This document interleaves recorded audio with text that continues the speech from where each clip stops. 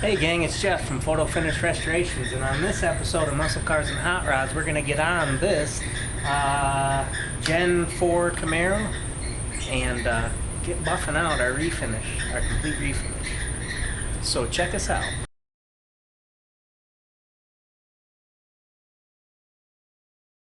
Gang, what we got here is a shop refinish, and this is a little bit nicer than stock factory refinish. Let's see, we kept it the black, but the customers and the painter went ahead and threw a couple coats of a blue pearl in there on top of it to give it a more custom look. There was a little bit of extra clear. I don't know if it was a coat or two extra added to it, and right now we're going through and I'm going to be helping out Travis today. Travis, we're starting with 1500. 1500, and then we'll probably finish it with some 2025. I think, yeah. And then we'll give it the 3-stage buff. But it's good to tag team these babies.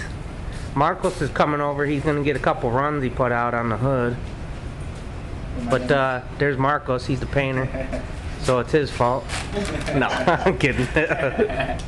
So we'll get started with some 1500 Meguiar's on the sanding paper. A little soft block. Let me show you.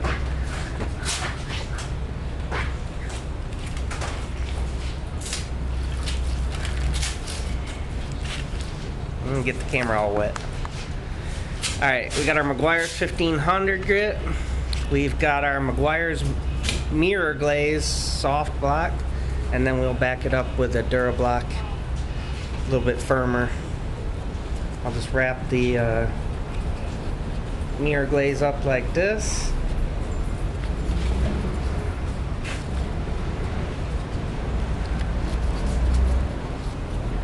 Back it up with the Durablock like this, and we'll start sanding.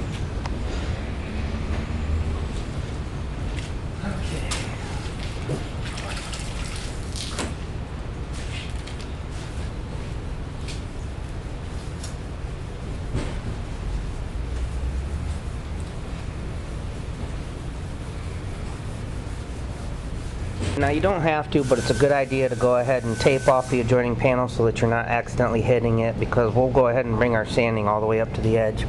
We're looking to get out dirt nibs like this, and then you can see the peel here. We'll sand that till it's all the way gone, but just because you sand it smooth like this doesn't mean that the peel's gone. You'll have to catch the reflection on the side and with your eye determine if you've got enough out. Marcos, let's show everybody how you're taking the run out. What do you got? Some 600 or 800 or something? I got 800 wet. 800 wet with a little bit of a paint stick. And he's just going through there and blocking the... Just the run down? The run down. And then we'll finish it up with nicer grits. Nicer grits. With 2,500 or 2,000. Just to finish it out. So that's how you get rid of a run. First off, the car's pretty much in 1500, and now we're starting parts and whatnot. Getting those sanded down with 1500 wet. The hood is off the car, and that is because, I mean, Marcos tried the razor blade, which is usually what I start with. I think the razor blade works the best towards getting them flat.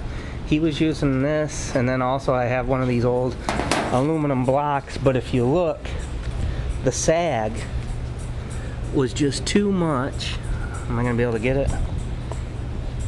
The sag was just too much there and didn't come out, so we're gonna go ahead and sand this out with 800, and if we don't break through the clear, we'll just re-clear it.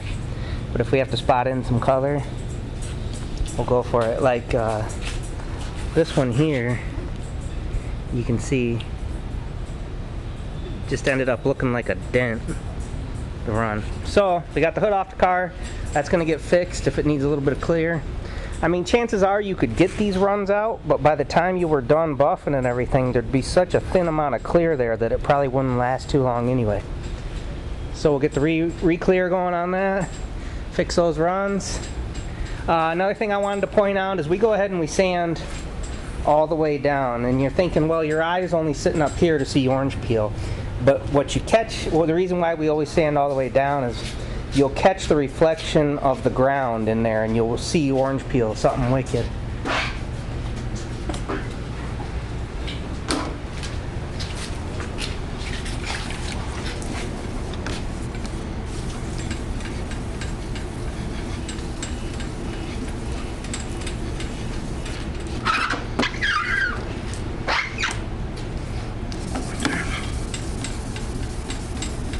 That's 1500, Travis? Yeah. Guy's in there pretty good. And he's using the ball of his hand, not the fingers. You don't want to create grooves in your clear coat. Okay, so most of the car's sanded down now. We're just getting all the parts, like the mirrors here, sanded out. And Travis found a 70 what? 71. A 71 Camaro on Craigslist that he's thinking about getting in. It's a rally sport, and it's like $5,800. Pretty damn good buy. And we started getting into the debate about, at least for me, this is what's happening, is the money. Because the money you put in these cars, you never seem to get back, or maybe you'll get the money that you put into them back, but you'll never get your labor back. And so where the Dart has come to for me is I'm running a rough estimate that it's going to take about $10,000 in parts and materials to finish out the car. And I've been struggling with this for a while, and this is why my car's slowed down and hasn't been much work done on it, is I'd probably be better off to just put the $10,000 in my savings account for a rainy day or the right project that comes along or whatever like that. I like my car, but you get to the point where you're putting so much money into them, and as a working class guy who's an employee, you got to start thinking about your finances as if you were a business owner, and you got to start, you know, squaring money away in the bank so that you're prepared for either bad things to happen or good things. They say luck is being prepared for opportunity. And so, I mean, that's pretty much the debate right there, is, you know, is it better to have $10,000, $15,000 into these cars that, if you're lucky, they can sell for $10,000, $15,000, and then you've got years worth of work and skill put into them, which you basically end up giving away? Or is it better to finish out the cars? And it's like, for me, the way I've been doing the Dart is $100, $200 here and there, so that it's not such a big chunk of money that you'd notice it. But I mean, I've been working on the car for years now. It's basically slowed down to a snail's pace. Alright, so let's see, it's lunchtime around here. Car's pretty good shape. I just gotta finish sanding out the bumpers, and we'll be ready to go on that. And time to start compounding it. We'll pick you up right there. So now Travis has begun his compound on the quarter panel here, and he's using the large buffer, low RPMs, probably around the 900 range, somewhere down in there. His compound. This here is the rubbing compound we use, the mother's rubbing compound. And not only will you use the large buffer, but you'll also have to break out with the small buffer. Keep in mind not to go crazy with the RPMs on that little guy. Over here, I'm doing the final bits of sanding. You can see the bumpers done, the spoilers done, the rear tail panels done. Tail light. We got the mirrors and the hood scoops done. And I'm just going to go ahead and get after this rear bumper, and let's see if we can get a shot of the blue pearl that's in that. So that's jet black. That's not even General Motors black. That's jet black with a couple coats of a blue pearl on top of it.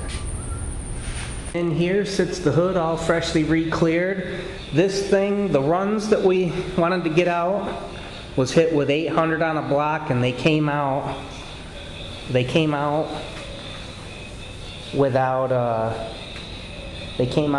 going through the clear, so we were able to just re-clear it.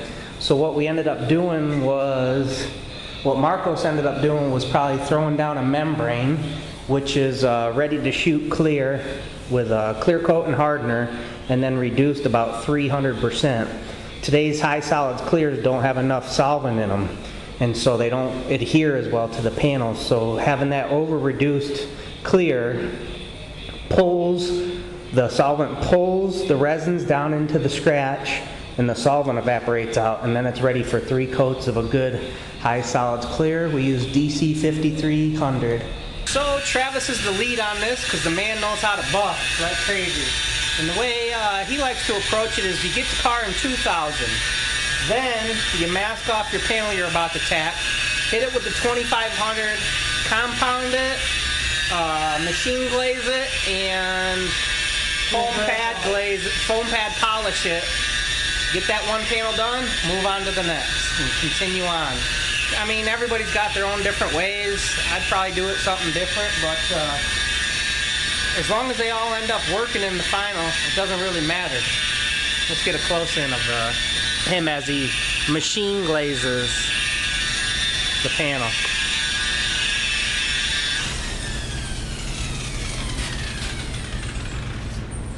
And again, he's keeping it nice and low RPMs with this. We're looking at probably around what, 700-800 RPMs, or? Yeah, no, this one goes down to 1,000. 1,000. That's the lowest speed on that buffer is 1,000. So 1,000 RPMs.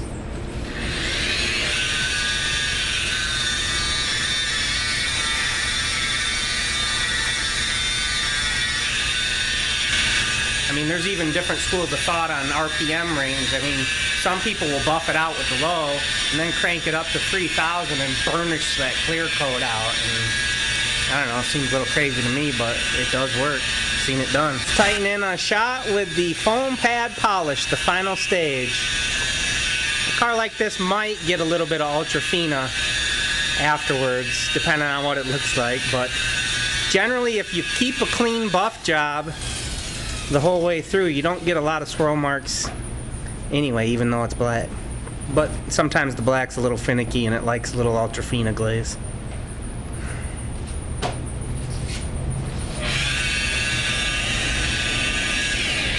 So you got your wool pad, your secondary foam pad, or your first foam pad, however you want to look at it, which is a more aggressive foam pad, and then you got that black final pad, which is a nice light polishing pad. We got the back bumper going. Travis is working on the deck lid. We'll probably get the taillight panel going on. I'm starting on this door here, and notice how I have things masked off. I mask off things like this, not because I'm afraid that I'm going to burn through, but that I don't want to bring too much of that clear off, because the clear is our protection.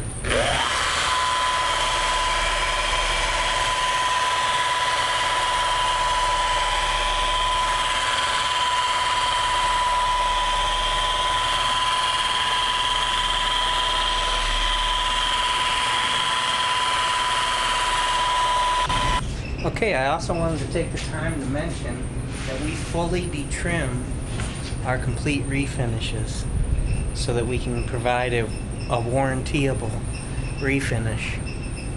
So we take all the door handles, moldings, take all the bumpers and everything off so that you're sure that we're good paint around the edges and there's no chance of anything coming back to bite you in the ass. Okay gang, that's going to do it for this episode of Muscle Cars and Hot Rods. I'll try to get a few shots of this car as it's fully buffed out and polished and complete. But that's probably not going to be till Wednesday or so. So we'll catch you on the next one.